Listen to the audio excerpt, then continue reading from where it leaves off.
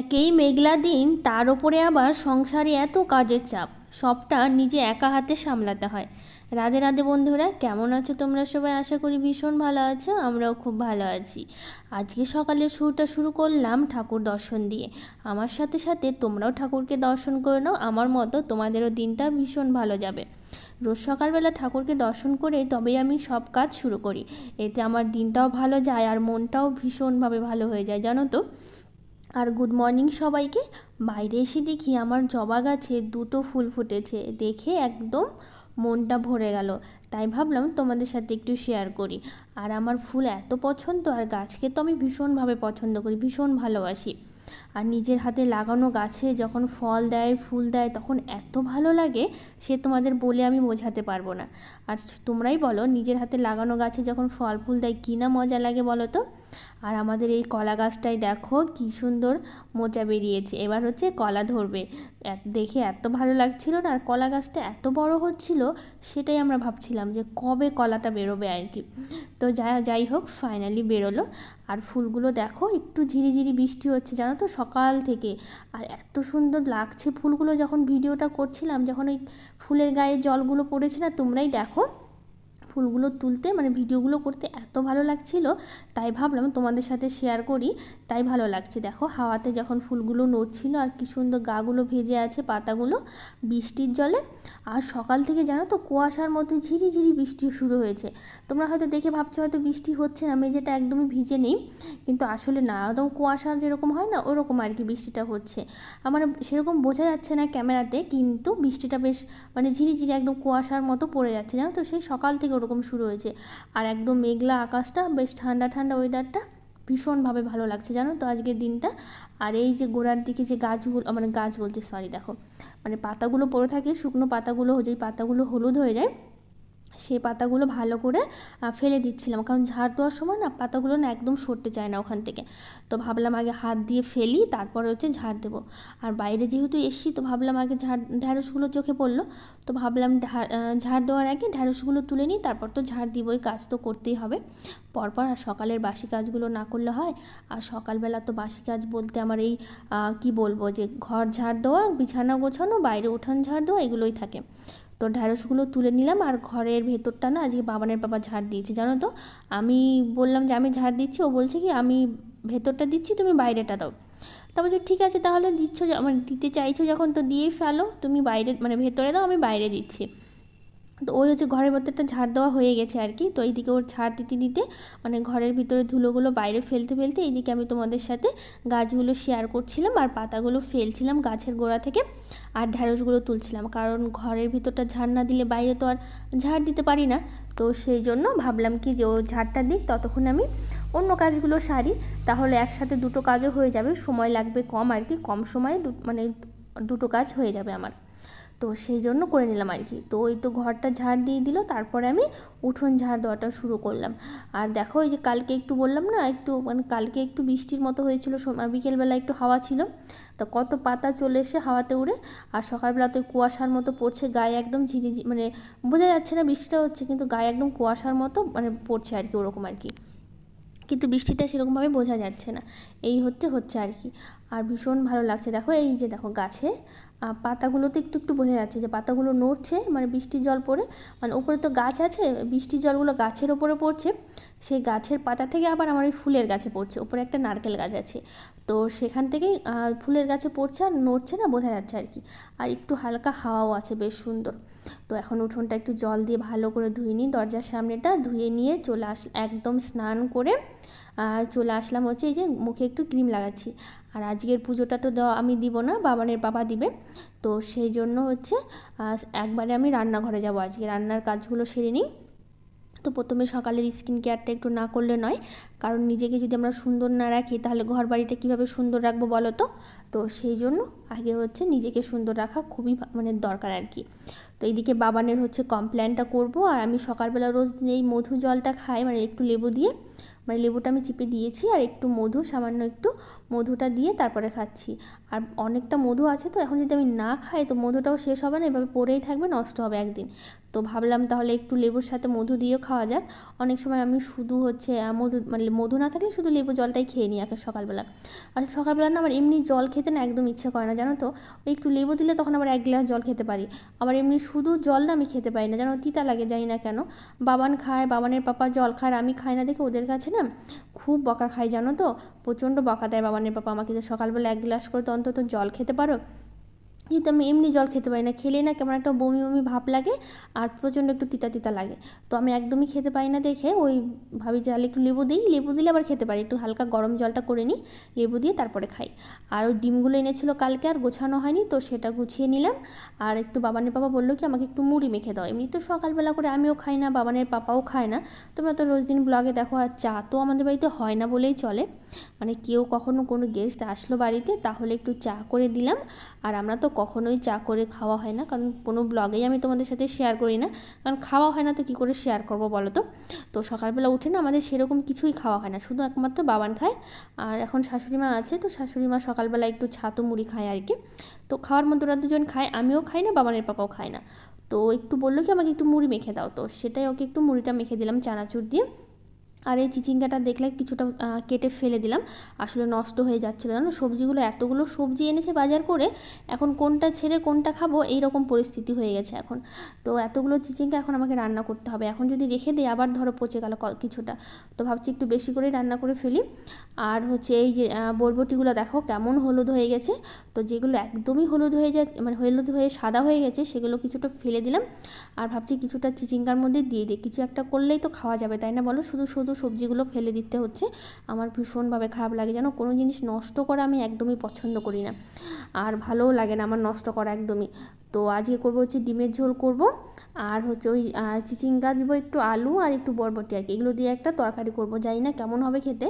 তো করে তো দেখি, আর অনেকগুলো সবজি হয়ে গেছে কাটা জানো তো, এখন চিচিঙ্গাগুলো এত বড় ছিল এখন না খেলেও হচ্ছিল না, তো সেই জন্য একটু বেশি হয়ে গেল। তো ভাবলাম কি যে থাক, রাতে তো আমি কিছু না কিছু রান্না করতে হয়, তো রাতে ভাবছিলাম একটু রুটি করে নেব, আর চিচিঙ্গার সবজি থাকলে যতটুকু থাকে ওটা দিয়ে রুটি দিয়ে খাওয়া যাবে আর কি। তো সেটা ভেবেই ভাবলাম তার একটু বেশি যখন হচ্ছে অসুবিধা হবে না, সকালে দুপুরে যা খাওয়া হচ্ছে হোক, আর রাতে একটু রুটি করে নেবো। আর রাতে তো আমাকে রোজ দিন রান্না করতে হয়, যেহেতু আমি সকালবেলা রান্না করি না, তো এই সকালের খাওয়া কতবার খাওয়া যায় বলো, একই জিনিস রান্না বারবার খেতেও ইচ্ছে করে না, তার জন্য কিন্তু রোজ রাতে কিন্তু আমাকে কিছু না কিছু রান্না করতে হয়। তো সেরকম ভারী কিছু মানে হালকা পালকা কিছু একটা বা এক পদ দিয়ে কিছু না কিছু করে খেয়ে নেওয়া হয় আর কি, রাত্রেবেলা আর কি, এরকম করেই খাওয়া হয়। তো যাই হোক দেখো সব রকমের সবজি কিন্তু আমি কেটে নিয়েছি, কেটে নিয়ে এদিকে ডিমের ঝোলটা করবার পাশে হচ্ছে ডিমের ঝোলের জন্য ডিম আর আলুটা সেদ্ধ বসিয়ে দিয়েছি, আর এদিকে আমি মশলাটা করছি, আর পাশে তো চিচিঙ্গাটা বসিয়ে দিলাম। তো এইদিকে হচ্ছে মশলা বাটা হোক, ততক্ষণে তোমাদের সাথে কিছু দিদিভাইয়ের হচ্ছে কমেন্টের রিপ্লাইটা দিয়ে দিই।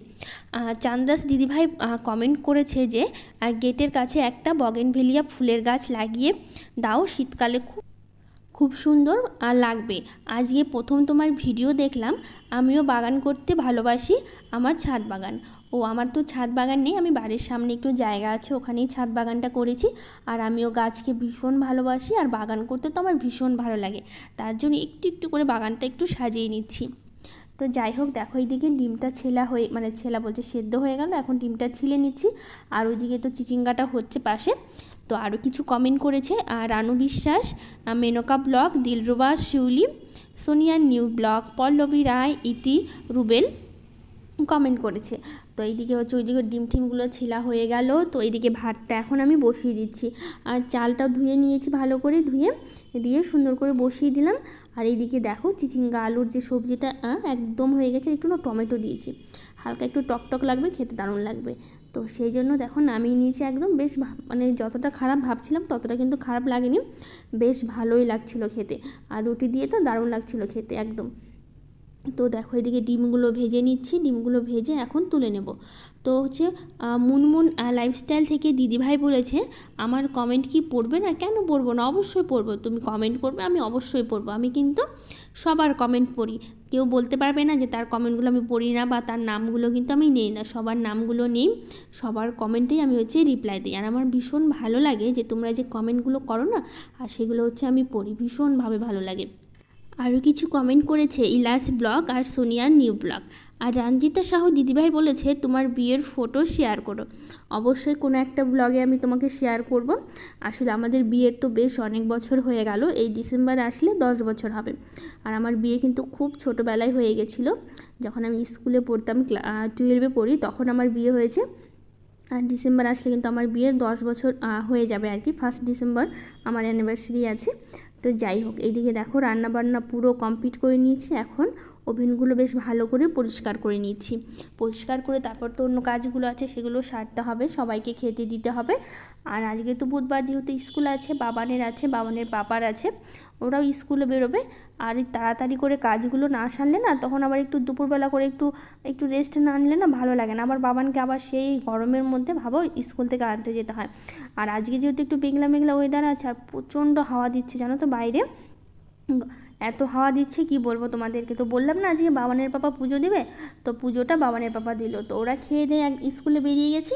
তো ভাবলাম আমি এদিকে বাড়ির সব কাজগুলো করে। আরও কিছু কমেন্ট করেছে Khushbu Chatterjee, Shalim Saha, lucky simple life, Anandi blog, Jyotsna Karigar, Rasmita সাহ। আর করেছে প্রিয়া দত্ত বোন, বলেছে তোমার কথাগুলো খুব সুন্দর লাগে, মিষ্টি গলা তোমার, আর ভিডিওটা খুব সুন্দর হয়েছে। থ্যাংক ইউ বোন এত সুন্দর কমেন্ট করার জন্য। আর এইদিকে দেখো, এই যে কাপড়গুলো আমি রেখেছিলাম তোষকের নিচে, কি সুন্দরভাবে দেখো একদম আয়রনের মতো হয়ে গেছে।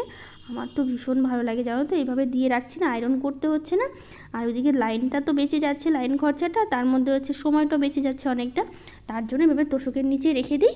তো এতে হচ্ছে কী হয় বলো তো, সুন্দরভাবে একদম কাপড়গুলো বসে যায়, একদম সুন্দর আয়রনের মতো কিন্তু হয়ে যায়। তো কালকে তো আমাদের ঘরটা ভালো করে সুন্দর করে ডিপ ক্লিন করেছিলাম। তো আজকে ভাবলাম এই ঘরটা করি, এই ঘরটা করে নিলে একদম ঝামেলা শেষ। কারণ কিছুদিন পরে তো পুজো চলে আসছে, একটু একটু করে ঘরটা যদি একটু পরিষ্কার করে না রাখি, তখন আবার পুজোর সময় না খুব একদম চাপ পড়ে যাবে। তো ভাবলাম মাঝে মধ্যে একটু একটু করে পরিষ্কার করে রাখলে ক্ষতি কী, তাই না বলো। আর মঞ্জুলা মাহাতো দিদিভাই বলেছে, দিদিভাই তোমার কাজ দেখে আমি তোমার মতো করে কাজ করি জানো তো। শুনে এত ভালো লাগলো, তোমাকে আমি বলে বোঝাতে পারবো না যে আমাকে দেখে কেউ কিছু শিখছে বা আমার মতো করে কেউ কিছু করার চেষ্টা করছে, এর থেকে হচ্ছে বড় আর কি হতে পারে বলো তো। ভালো লাগলো, থ্যাংক ইউ এত সুন্দর করে বলার জন্য দিদিভাই। তো যাই হোক, দেখো এদিকে ঘরটরগুলো ভালো করে পরিষ্কার করে নিলাম। আর হচ্ছে এই যে বিছানাটা ভালো করে ঝেড়ে নিলাম, যেহেতু একটু ধুলোবালি পড়তেই পারে তাই না, যেহেতু ঘরটা একটু মানে পরিষ্কার করলাম, তো সেরকম ধুলো তো ঘরের মধ্যে নেই, তবু একটু একটু তো হতেই পারে তাই না। তো সেই জন্য বিছানাটা ঝাড় দিয়ে নিচ্ছি।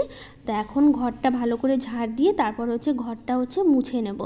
তো যাই হোক এইদিকে, তো ওইদিকে হচ্ছে করে নেওয়ার পর এদিকে নিজের ঘরের মানে আমাদের যে বেডরুমটা, যে ঘরে আমরা ঘুমাই আর কি, সেই ঘরের বেডরুমটা হচ্ছে খুব ভালো করে একটু পরিষ্কার করে নিচ্ছি, মানে বিছানার চাদরটা একটু টান টান করে নিচ্ছি।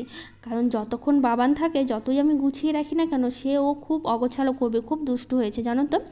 কারণ ওর বিছানার মধ্যেই খেলে, এত বড় বাড়ি আছে, এত জায়গা আছে, সেখানে না খেলে কী করবে বলো তো, সারাটা দিন বিছানার মধ্যেই খেলবে ওই। আর আমি ওকে কিছু বলি না, কারণ ওরই এখন খেলার সময়, এখন খেলার বয়স, ও খেলবে না তো কে খেলবে। আর অগোছালো করলেও আমি কিছু বলি না, কারণ আমি তো গুছিয়ে রাখতে পারি, আর গুছিয়ে রাখি আমি। আর বাবানও না খুব সুন্দর করে গুছিয়ে রাখে, মানে ওকে যখনও যদি বলি আমি, ধরো কিছু নিয়ে খেলছে, কোনো খেলনা নিয়ে খেলছে, ওকে যদি বলি যে তুমি এটা হচ্ছে গুছিয়ে রাখো, ও কী করবে বলো তো, খেলা শেষে বেশ সুন্দর করে গুছিয়ে রাখে। ওই বই পড়া হয়ে গেল, হয়তো বইগুলো সুন্দর করে গুছাতে পারে না, কিন্তু ঠিক জায়গা মতো কিন্তু বইগুলো একদম রেখে দেয়, ওই সেলফের ওপরে বইগুলো ঠিক জায়গা মতো রেখে দেয়। মানে ও পড়াশোনা হয়ে গেছে, বইগুলো সুন্দর করে রেখে দিচ্ছে আর কি। তো এদিকে ওইদিকে যদি কোনো বোতলও সরানো থাকে না, ও কী করবে বলো তো, সে বোতলটা নিয়ে ঠিক রান্নাঘরে রেখে দেবে। মানে এটা একটা অভ্যাস হয়ে গেছে, আমি মানে কিছুদিন বলতে হয়, তারপরে একটা জিনিস ওর নিজেও সেই জিনিসটা অভ্যাস হয়ে যায়। যে কোনো জিনিস আমরা অভ্যাস করলে সেটা অভ্যাস হয়ে যায় তাই না। আর বাচ্চাদের কি বলো তো, ছোটো থেকে কিছু একটা অভ্যাস করলে সেটা থেকে যায়। আর বাচ্চাদের ছোটোবেলায় কিন্তু শেখানো যায়, বড় হলে কিন্তু সেই বাচ্চাকে অনেক সময় অনেক কিছু শেখানো সম্ভব হয় না আর কি। ছোটোবেলা থেকে আমরা কোনো অভ্যাস করালে কোনো বাচ্চাকে, সেই অভ্যাসটা কিন্তু বড় হয়েও কিন্তু থেকে যায়। তো যাই হোক, অনেক কথা শেয়ার করলাম, অনেক কিছু বললাম, আর আমার না ভালো লাগে তোমাদের সাথে না গল্প করতে বা অনেক কিছু শেয়ার করতে, ভীষণভাবে ভালো লাগে। তো এইদিকে দেখো, তোমাদের সাথে কথা বলতে বলতে আমার কত কাজ করে ফেলছি বলো তো। আর এই গল্প করতে করতে কাজ করতে কিন্তু বেশ ভালো লাগে। তো এইদিকে দেখো ঘর টরগুলো মুছে নিয়েছি, এখন বাকি শুধু ডাইনিংটা মুছে নিয়ে তারপরে একটু স্নান করে নেব। আর এত কাজের পরে না, যতই আমি সকালে স্নান করি না কেন, ঠিক এই টাইমটা কাজের শেষে যদি স্নান না করি না তখন ভালো লাগে না। তারপর আবার বাবানকে স্কুল থেকে আনতে যাওয়ারও বাকি আছে। ওকে দুপুরবেলা মানে যখন ছুটি হয় বাবানের, ও 8টার দিকে ছুটি হয় বাবানের, তখন স্কুল থেকে আনতে যাব।